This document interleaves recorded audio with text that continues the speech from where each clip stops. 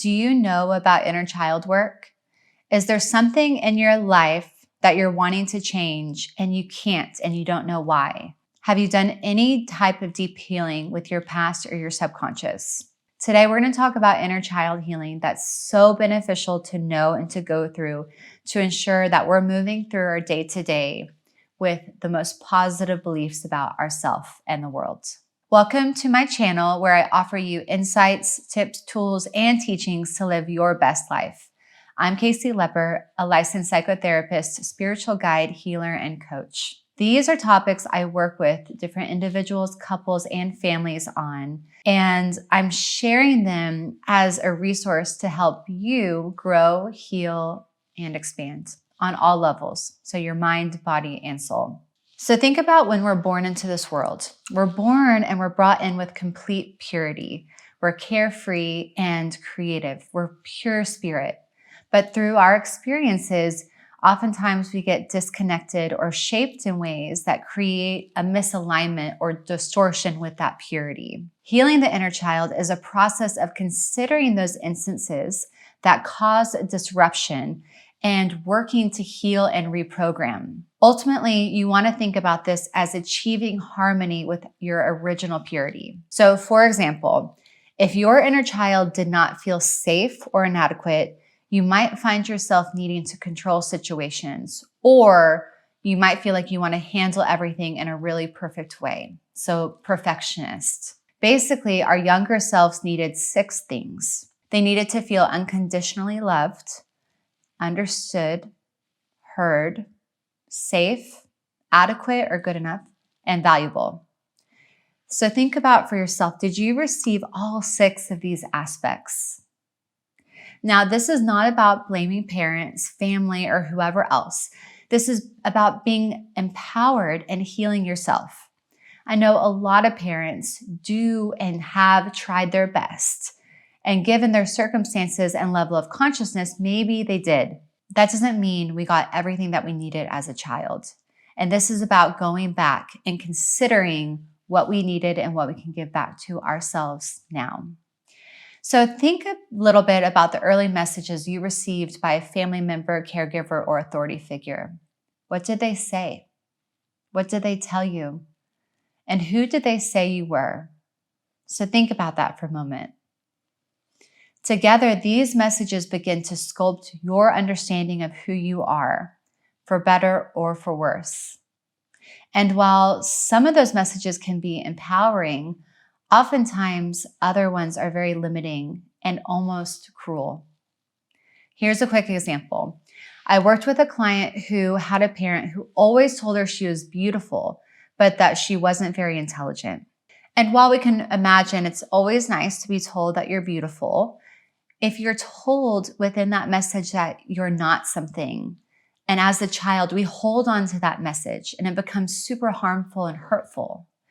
So as a result, she leaned heavily into her looks, caring a lot about the image she portrayed and what other people thought about her beauty. Our society definitely appreciates external beauty, so this issue didn't really arise. She didn't really see that this was an issue until she began aging.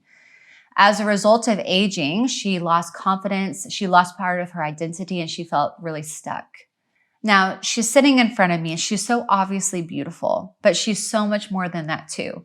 She was witty, genuine, so intelligent, but she couldn't see any of that because of that early messaging. It literally blocked her from being aware of it. And this is what happens. We don't see aspects of ourselves that are part of our essence because of messaging we got. So think about the messaging you get as distorting or putting fog on a windshield. You can't see something that's right in front of you because of that fog. And this is about healing, cleaning that fog.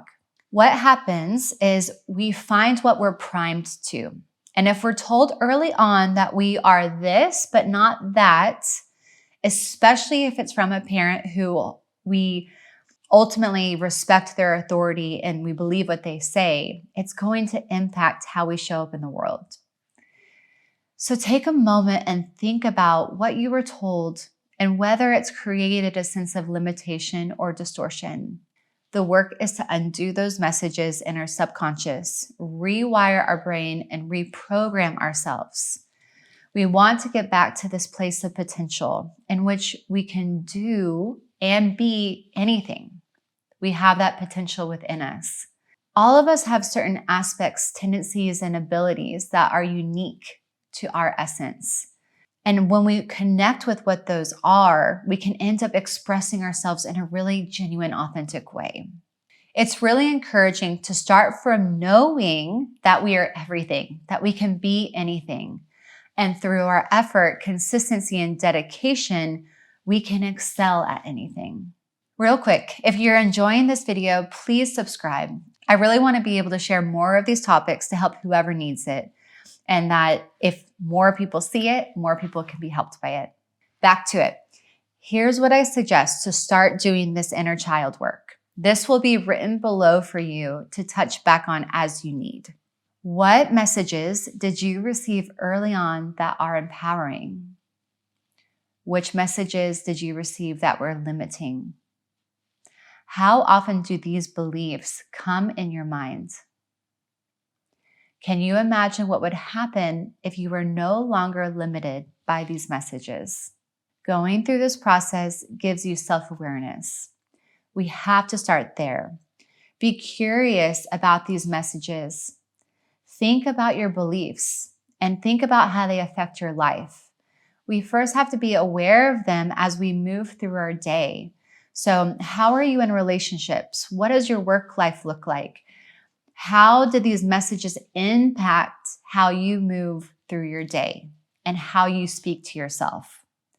And once you're aware of these, then you can start changing the narrative or the beliefs that you subscribe to if they're not working for you. If you feel like there's an area where you're not showing up in your best light. Thank you for sticking around to the end. I wish you the best with this process. If you enjoyed this video, please subscribe if you want to see more of the content. And if you have any questions, comment in the section and I'll be sure to get back to you.